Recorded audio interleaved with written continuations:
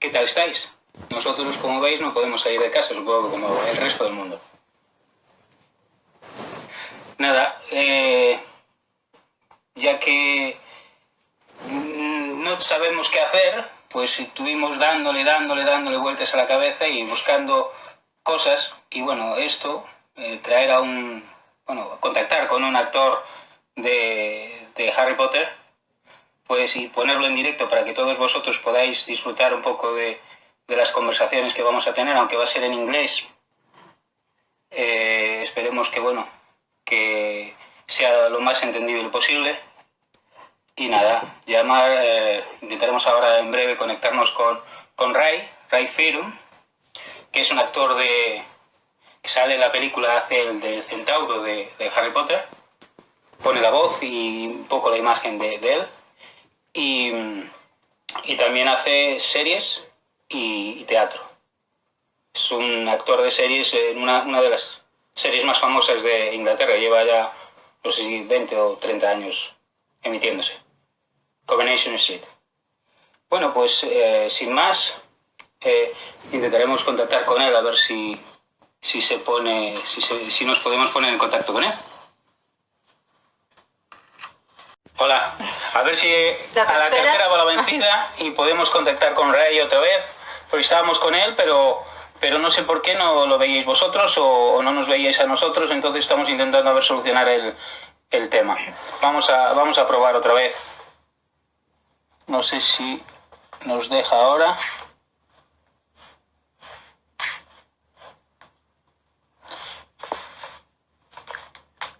Hola a todos, hola Iroa, Astrid, ¿qué tal? Puedes saludar tú también, ¿eh? Yo es que veo muy mal y la letra es muy pequeñita. Vamos a intentar a ver si se pone Ray en posibilidad de poder contactar otra vez y a ver si ahora estamos esperando a ver si nos coge otra vez. Y hola, Diana. Aquí, ahora. Hi, Ray. Hi. Hi. Hello, everybody. Hola a todos. Wow. There's loads of people. Yeah? Fantastic. A lot of Harry Potter fans. Yeah. Yeah, and I can see some friends of mine as well. Yeah. Well, that's always good. Oh, look at that. See. Right, so you're going to ask me questions and... Yes. Right, well, welcome. Thank you for your collaboration with us. It's the first time we're doing it, so we'll see how we get on. That's heady. Sorry? Yeah. So, our first question. Which is the best role you have to do? Which is the... Best role. The best role you have to do. The best role I've ever done? Yeah. Yeah. What, in all my career? Yeah. I don't really have a best role because I've played many roles and they're all different and they're all different challenges. I like a challenge. I love a challenge, and I've had quite a long career, which I'm very fortunate. I'm very grateful. But I don't have one special role that I think. Do you know what I mean? I'm like that's the pinnacle role. I think they're all good, actually. All of them. Yeah. I've done so much of them. I've loved all of them, which is, I hope that sort of answers that question. But I love all of them. I don't have a favourite. Oh. Well, fantastic. Another question. What do you feel being part of the world of Harry Potter? What do I feel? Well, at the time, because I did the very first Harry Potter, at the time, Yeah. I didn't realize that it was going to be that big. I don't think anybody did. And you know, all the kids were children. They were 10. So you were sort of doing something. I mean, you knew it was going to be good just by the way they were building the sets, and you know, seeing Diagon Alley and all those things, you know, whilst they were building it. And I remember when I first went on the set, and David Heyman, who's the producer, sort of took me around, and I just thought, I mean, it was amazing what they were doing. But no one knew. I mean, I think Warner Brothers knew how big it was going to be, but I don't think any of the actors did. And also as well, I thought they were only doing one. And then I met David Bradley, who plays, does he play Snape? Does he play Snape? Does David play Snape? Who's the caretaker? Who plays the caretaker? The caretaker. Yeah, David Bradley. Well, I saw David Bradley. Yeah. I saw him. I thought we were doing one, and then he said, "No, we're doing 4." And then I remember I went in to see the director, and he said, "No, we're doing 7." So I knew from sort of within about the space of 20 minutes that we were doing 7, and I thought we were doing 1. I only ended up doing 1. I was supposed to do 6 and 7 because my character came back in 6 and 7, and they did say I was going to be, I think it was 5, 6 and 7. And but obviously over the years the directors changed and the formats changed, and the special effects got better and better. So obviously they, you know, they didn't want the character in it. but that was okay. That's fine. I'm not complaining. It was lovely to be in it. I mean, I've had a great career, so I'm not, you know, I wasn't upset about it. But yeah, it was great to be a part of it. And funny enough that you say that, I worked with all of those. I worked with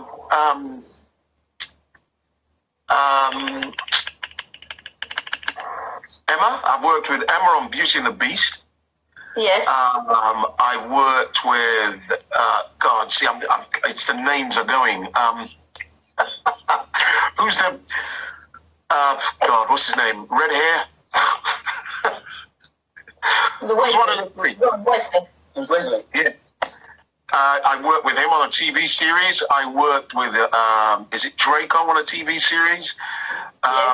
Yeah, I worked with, I think, the lady who went out with Harry, the Asian lady who went out with Harry. I did a film with her. So I've worked with about 5 people from Harry Potter in different projects. So and I was reminding them how young they were. I mean, they were shocked. But yeah, they were 10. Yeah, they were kids. Yeah. It was great. Well, they're not kids anymore. No. Yeah, and they had to train on the job. They were training on the job. Yes. So I remember the Christopher Columbus, the director of the first 2, I think. Did he do first 2 or first 3? Where he used to tell them not to look in the lens. They'll be looking at the camera lens. And they'd go, "Don't look in the lens."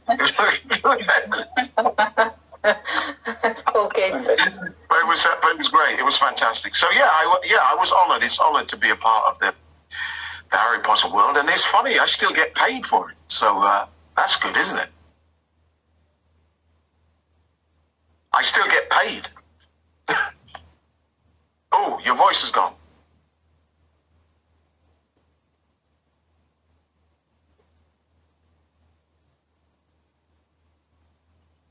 You've gone.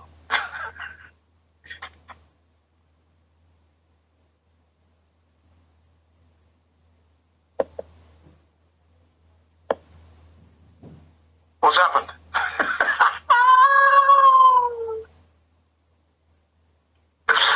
I can't hear you. You might have to invite me again, is it?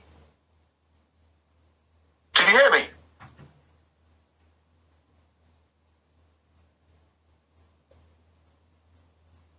Do you have to invite? Should I come back out and come back in?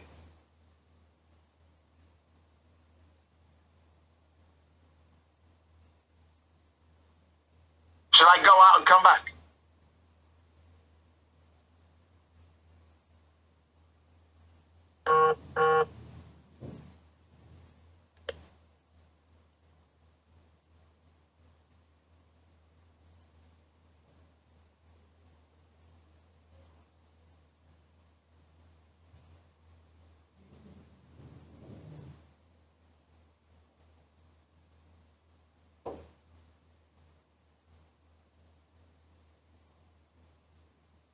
Okay.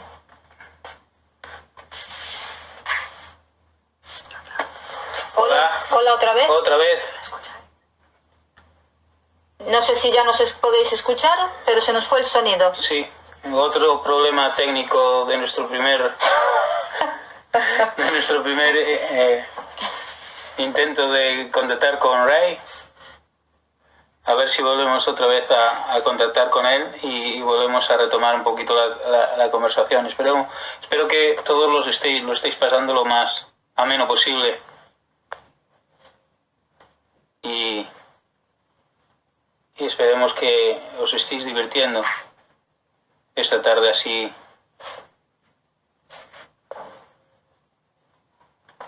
A ver si damos con la tecla adecuada para poder volver a conectarnos con él y seguir charlando un rato. A ver si...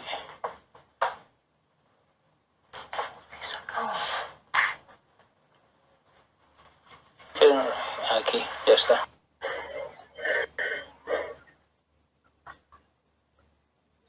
Hey.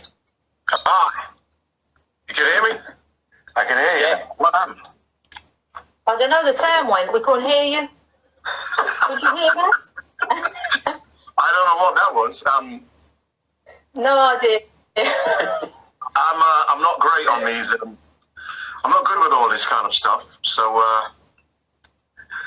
yeah. Well, we so just about manage it. just about manage it. If it goes wrong, then it goes wrong. Yeah. That's what happens, yeah. All right.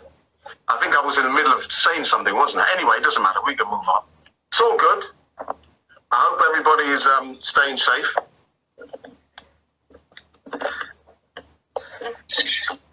Yes. Fantastic. All right. Any more questions? Yes. Oh, you got loads. A few, yeah. Fans sent us the questions to ask you. Oh, really? Yeah. Okay. Yeah. The next one is, what was the first thing, what crossed your mind when they gave you the role for the film of Harry Potter? What was the first thing that came across my mind? Yes.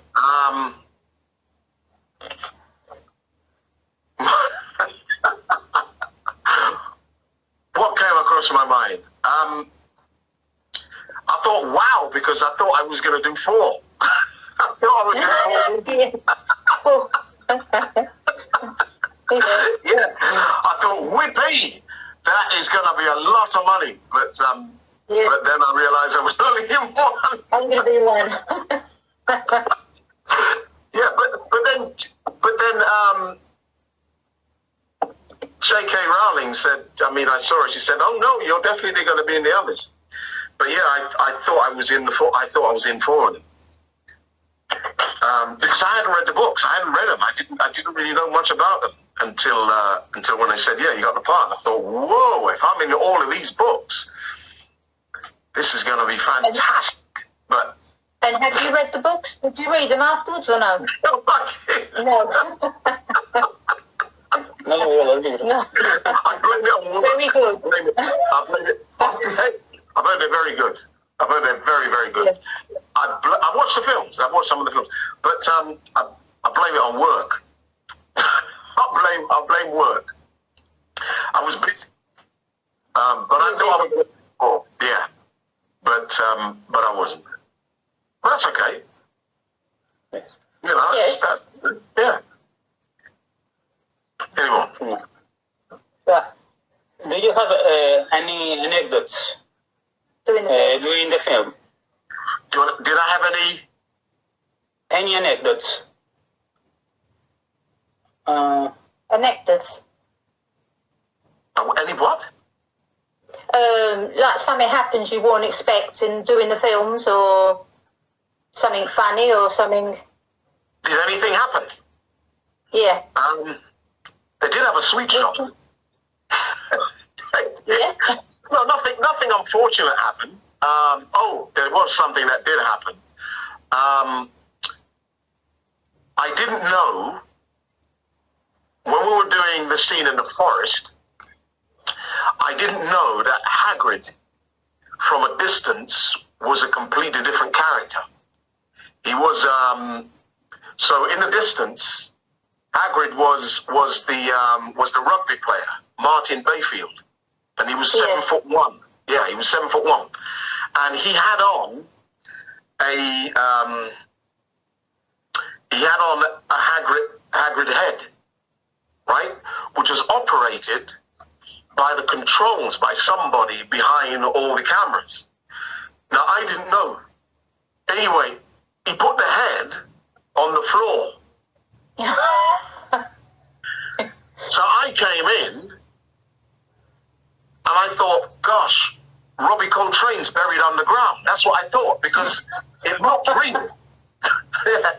So the eyes were moving. The eyes were moving, and I could see like the blinking, and I was like, they've buried Robbie Coltrane underground. But the guy saw me looking at the head, and so he just kept moving around the controls. I had no idea. I thought it was Robbie Coltrane buried underground. And then somebody went up and picked up the head and put it on. And yeah, well, I honestly God, I couldn't. Yeah, I was looking at this head thinking, what's going on? How come I don't remember a scene of him buried underground. And it looked like his head was buried underground, and it was just talking. It was talking. But yeah, it was just ahead of and then he took it up and put it on, and then he had on these. You know, he had on these shoes which actually gave him height. He was about 8 foot with everything. Which was So yeah, that was a surprising thing. But they had a great sweet shop. They had a sweet shop on set. It's a big sweet shop. Curly whirlies, and that's where they all were. Did you all eat the sweets? Yeah. I did. Well, when you were actually on set, the kids were at school, so they had a lot of cabins with like about 1,000 children. There was like a school. There was a school in Leavesden Studios. So when you used to go for lunch, you'll just hear screaming kids everywhere. Like you're in the middle of a school. It was like being in the middle of a school. And then you go in, and then, obviously Daniel and everybody, they all had like 4 doubles. So what you do the scene with the doubles first, because they would be in school. Oh, right. And then when they get a break from school, so they rotate everybody. So that's how it had to be. But yeah, it was a massive operation. But yeah, that was yeah. Well, it was good, yeah. That was my moment, yeah. Yeah. Another question. Where do you feel most comfortable? Acting on TV, in the theatre, or for movies?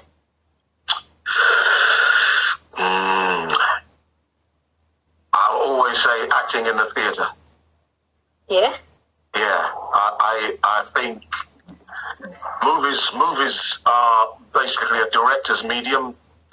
Television is a producer's medium, and theatre is the actor's medium. And as an actor, it's where I can only speak for myself, but it's where I feel most comfortable. It's where I feel, it's where I feel that I can use everything. And also as well, in the theatre, you get rehearsals. You don't get much rehearsal for television, sometimes none, and you don't get much rehearsal for film. Depends on the director. I have worked with directors who do rehearse, which is brilliant. And rehearsal is always great for an actor, for me anyway. I love rehearsals. But sometimes on TV, you just have to just go and do it. But the thing with that is you have takes. You know, hopefully you have a director that does a few. But sometimes, you know, when you're doing series, because the turnover is very, very quick, you don't have time. So they'll film a scene and say it was, as long as they said it's good and it's fine, they'll move on. Yeah. So, you know, you got to be very, very relaxed for TV and film, and yeah, you got to be sort of on it immediately. Whereas, you know, theatre, as I said, you get rehearsals. You know, it's a live experience. So whatever goes wrong, you got to make it up, which it doesn't most of the time. And it's just, you're in it, and you have much more of an involvement and engagement with an audience, which is brilliant. But theatre is tiring. It's hard work, and you have to work. It's very, very focused, very, very concentrated, and you've got to work hard. It's not easy, but I love it. But they're all difficult. They're all a great challenge. You know, you've got radio as well. Radio is very, very good too. Yeah, radio is fantastic. But yeah, I enjoy all of them. But if you gave me one, I would always say the theatre. The theatre. Yeah. Okay. And sí, puedes decir que vamos a traducir un poco cuando... Vale, okay. At the end of it, we'll disconnect you and we're going to translate what you said. For the people in Spain don't know English. Yes, because they're asking us, what are you saying? Yeah. Well, if I could speak Spanish, I would, but I can't. Yeah. You speak only English? I'm afraid so. And yeah. and patois. Jamaican patois. Yeah. It's broken English. It's Ray, one question. Tell me about your next projects. My next project. They're all been postponed. Oh yeah.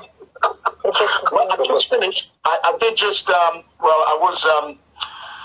did just finish doing a film called The Asset, and it's about hitmen.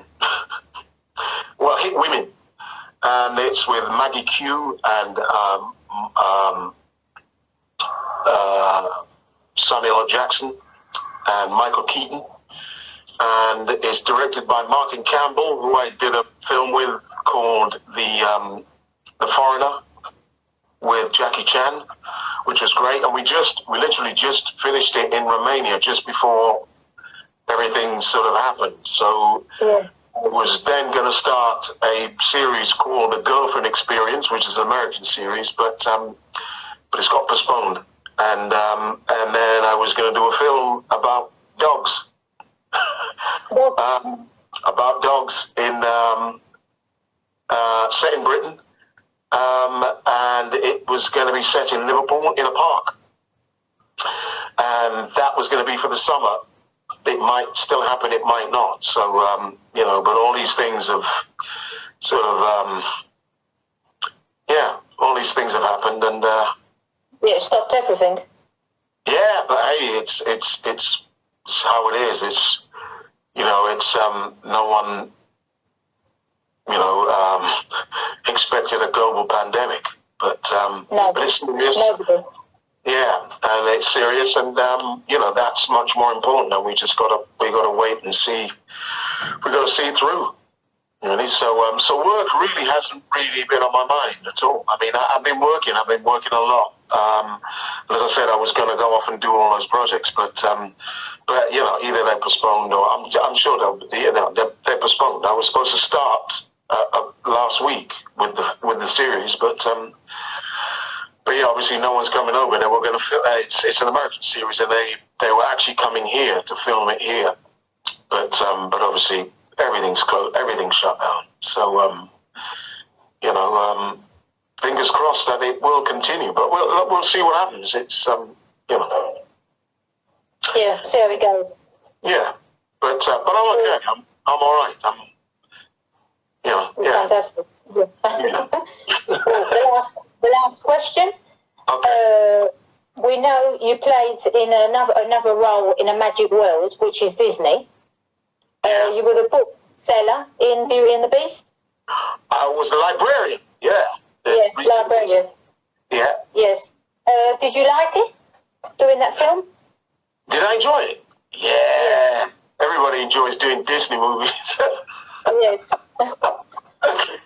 Yeah, they're massive. They're big, and the sets are massive, and you film like 1 minute a day, just like Harry Potter. I mean, it's big. I mean, they're studio films, so anything to do with studio films, they don't film a lot. It's not like if you're doing an independent film, you might film 8-9 scenes in one day, whereas in something like Beauty and the Beast, you'll film 2. And you might not even get to it, so you might be sitting down all day. But they build these sets. I mean, that was done at Shepperton Studios, so I think Disney owns Shepperton now. They build all these great sets, and yeah, you're just sort of living the studio, really. Yeah. But it was great. It's great. I mean, you know, the dressing rooms are fantastic. They really look after you. They have coffee shops and things as well on Disney sets. It's always better when when you're on a set that's got a lot of money. Yeah. You know, because they have like ice cream parlors and things like that. You think, yeah, that's not normal. And and obviously you have dressing rooms. You know, we didn't have trailers. We had dressing rooms. So because the studio, and we had a gym. You have a gym where you work out. There's personal trainers that so you work out with personal trainers, and yeah, it was and you know, it was a fantastic cast. It was just. I mean, yeah, it was a brilliant cast, and everybody was fantastic. They were all, you know, Ian McKellen, God, Emma Thompson, and, you know, Emma Watson. God, they were all, who played the father? God, who was the father? Who played the father? Oh, what was his name? What's the actor's name? I forgot his name. Si alguien sabe cómo se llama el padre de La Bella y la Bestia de Disney, si me lo puede escribir ahí, el actor, perfecto. Nos sacaría a Ray y a nosotros de una duda. Y se lleva un aplauso de nuestra parte. ¿Sabe alguien si lo escribe rápido y lo puede escribir ahí? El padre de Bella. El padre de Bella. De la película Bella y la Bestia. El actor. Sabría decirme porque Ray se ha quedado bloqueado y nosotros creo que también no sabemos exactamente quién es el actor. ¿Hay alguien que lo sepa? ¿O que lo busque? ¿O que lo ponga? We're asking if anybody knows, they can write it on the screen. Yeah, who played the father? Kevin Kline! Yes. Perfecto. Muchas gracias. Gracias, Marifele. Thank you. Kevin Kline is the best. Kevin Kline. Kevin Kline was my mate. His dressing room was next door, and we used to sort of sit down and have lunch and dinners and talk about Shakespeare, because he loves theatre. So we'd just sit and talk about Shakespeare, and we'd have such a laugh. It's such a funny man. It's always great. It's lovely when you're on these sets and stuff, and there are lovely people to sort of occupy. You know, and most of the time, people are very, very nice, and I'm funny. You've got to have a sense of humour. It's a lot of hanging around. As I said, Luke Evans was lovely. They were all. I mean, everybody was. They were all lovely, and but also as well, they had professional dancers. They had a lot of dancers and stuff playing quite a lot of the roles, and they were West End musical dancers, like really fantastic. Professionals. Yeah, really. Oh God, when you see them dance and sing, It's just it was amazing. But there's sets also as well. I mean, there's scenes where sometimes there were scenes where there'd be like 200, 300 people.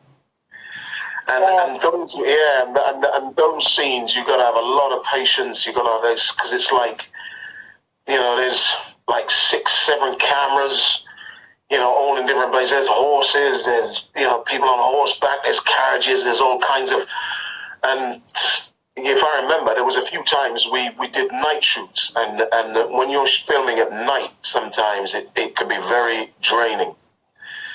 3 a.m. in the morning on a film set is not funny. You're tired, you want to sleep, sometimes you're quite hungry, you're going over a scene again, you're hanging around waiting for, and it's not the acting or anything, it's basically technical stuff. So it's to do with cameras, it's to do with setting up a scene, it's to do with lighting. And as I said, these Disney things, these Disney films, they're big things. So that's why they take so long, and they don't film a lot of minutes per day. So, so as I said, there's a lot of waiting around. It's, so you have to have a lot of patience and stuff. But the good thing about Disney films is you get paid well. Well, that's important. Yeah, so it's worth it. Yeah, so it is worth it. But yeah, I had a lovely time. I had a lovely time doing it. I always do. To be honest with you, I try to find. I always, whatever I do, I always try to find. Enjoy it. Yeah, I try to find a way of enjoying it, and the way of doing that is to be friendly with everybody and talk to everybody, and I love watching the people behind the scenes. I love watching the cameramen and the people who are doing lights, costume, makeup. Yeah, I love their jobs. I love what they do, because a lot of people think that, when a film goes out and they just see actors, it's just about acting, and it's not. It's the actors, It's not just about the actors. Yeah, there's thousands of people behind the scenes making sure that that happens, and they work really, really hard. So it's they set everything up for you, and then you come in and do what you do. So it really is a massive collaboration. I mean, all of it is theatre, TV, all of it. It's all. I always say, it's an ensemble. It doesn't matter who's playing what. Everybody's got an input, and it's great when it works like that. Because no man is an island. So I do respect other people's jobs as well. So I love that. So as I said, I try to find. I try to find a sense of humor. I mean, even the drivers, the people that drive you around as well. I mean, come and pick you up early in the morning. People, these things, people are starting from 4 a.m. in the morning. And sometimes when you're gone, the people in costume and wigs and makeup and stuff, they're still there doing their job. They don't finish sometimes until hours after you've gone. And then they have to come in the first thing in the morning. So, So, you really have to understand how hard they work. They work really, really hard. And so the good thing is always to be nice because people are tired. Yeah. A lot of people are tired. Yes, and, true. Yeah. So it's always good to sort of to be friendly and have a smile in your face. And when things go wrong, it doesn't matter. You can do it again. It's a high class problem. Yeah. They're very high class. Yeah. Well, that's all the questions we got. Is that all the questions you got? All right. Yeah. If we get any more, we'll try and contact you again. Okay. No worries. All right. You're gonna have to translate. You have to translate everything into Spanish now. Yeah. If I remember it all, yeah. Send me a text if you don't. Right. I'll text you, yeah. Yeah. So say something. Ray, sorry for my English is not very good. The English is very good. What are you talking about? Thank you. No, you don't have to apologize. And also as well, with the reason for doing this as well is what's actually happening in the world and what's happening in Spain, because Spain is about, I think you're about 2 weeks ahead of us. And, and seeing what is happening there and what is happening here, well, what's happening everywhere, it's, we have to sort of, we got to stick together, and things like this, connecting with each other and trying to share stories or whatever it is to just keep us going is all helpful. So I hope I've been of help. And I've sent lots and lots of love to Spain. And thank you. yeah, and everywhere else, and to everybody who's listening. I could see, like, I've got loads of friends here. And we can get through this. We can do this. We are doing this. Yes. Yeah. And I hope it spreads love in the world after this. Yes. Yes. Yes. You should. Yeah. Yeah. I hope we spread love. We spread more love in the world. And yeah. Anyway. Well, thank you very much. There's people asking me questions here. What's your favourite? Oh, that was you. That was you. I thought that was somebody else asking me. Anyway, all right. It's been a pleasure. Yes. Thank you very much. Thank you very much. Pleasure. Thank you. Bye-bye. Take care. Bye. Bye. Bye. Thank you. Vale. Bueno, espero que os haya gustado, bueno, la entrevista. Es nuestra primera entrevista y no sé, sabemos si, yo creo que lo hemos hecho lo mejor posible. Hemos intentado que, bueno, que todos pudierais, o todos los que quisierais pudierais saludar y hablar con, bueno, intentar que escuchar la conversación. Y sí que al ser la primera, nos ha quedado cosillas en el tintero, como poder traducir esto. Y bueno, no sé si Adela puede ir traduciéndonos un resumen de lo que nos ha dicho Ray, que como bien nos dije, es actor de teatro, de televisión y de cine. El cine hizo varias películas, entre ellas puso la voz y caracterización de el Centauro de Harry Potter. Por eso, Firenze, por eso hemos intentado contactar con él, porque al tener la tienda, pues bueno, las personas que han creado este mundo, y él es una de ellas, pues nos interesaba también saber qué tal lo estaba pasando en Inglaterra, cómo estaba haciendo, bueno, pues estos días que nos toca estar metidos más en casa que fuera. Y nada, también hizo la película La Bella y la Bestia con Emma Watson. Hizo de librero. Hizo de librero de la película y se reencontró con Emma en esa peli. Y bueno, aparte de eso hizo, bueno, series importantes, pequeños capítulos de Walking Dead, por ejemplo, o una serie muy famosa en Inglaterra que lleva muchos años, que es Coronation Street, que es como un estilo a Cuéntame en España, pero lleva muchos más años. Lleva 40 años de serie. Creo que tienen, sí, deben estar en la 30 y pico, 40 años de temporadas que lleva esa serie. Y es muy, muy, muy conocida en Inglaterra.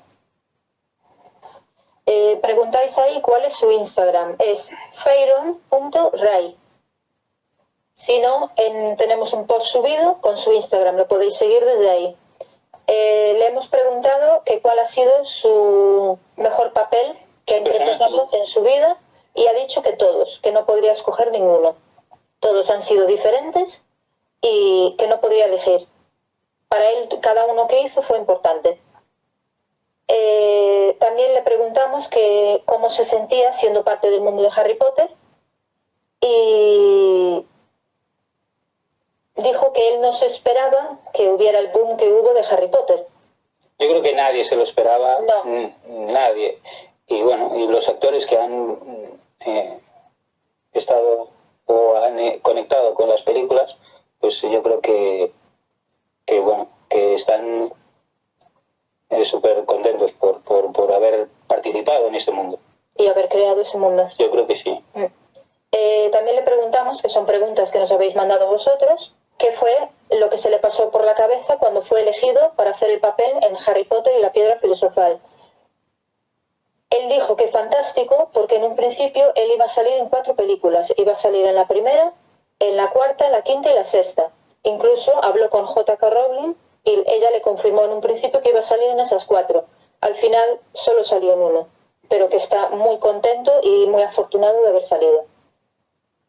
Le preguntamos si antes de haber hecho el papel, si ya se había leído los libros. Es una buena pregunta. Sí, es una buena pregunta. Y dijo que no, que nunca había leído los libros de Harry Potter. Incluso cuando grabó la primera, le preguntamos, ¿después los has leído? No. No.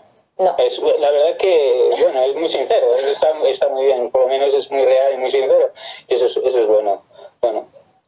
Le preguntamos que cuál fue una buena anécdota grabando en la película. Nos dijo que en la secuencia del bosque, él estaba esperando en el bosque para empezar la grabación y vio el doble de Hagrid, que era un jugador de rugby. Un jugador de rugby.